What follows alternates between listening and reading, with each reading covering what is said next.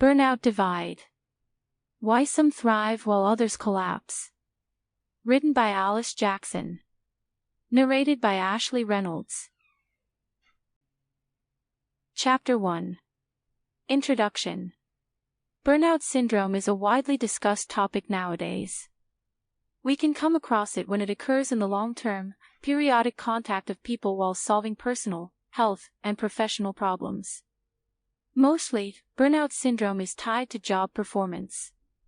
People who come into contact and communicate with other humans are at the greatest risk. Burnout syndrome is not a new term.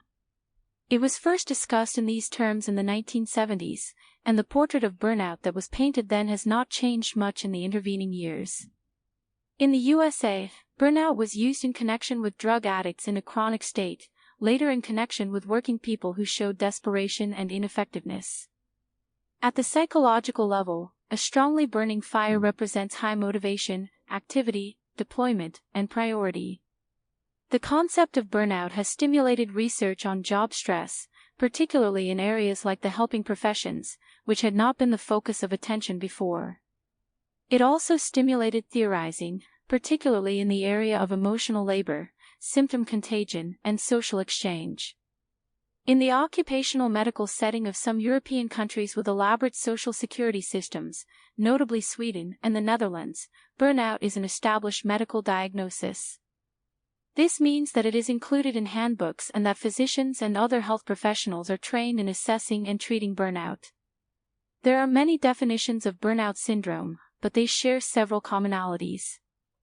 Burnout is a prolonged response to chronic emotional and interpersonal stressors on the job.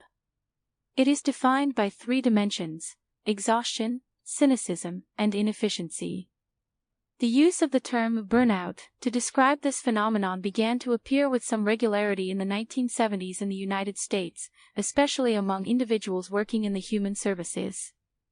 Burnout syndrome is a type of stress and emotional distress, characterized by frustration, exhaustion, and a sense of disconnection, occurring when the individual's summary of certain events related to relationships, mission, lifestyle, or employment does not yield the expected results.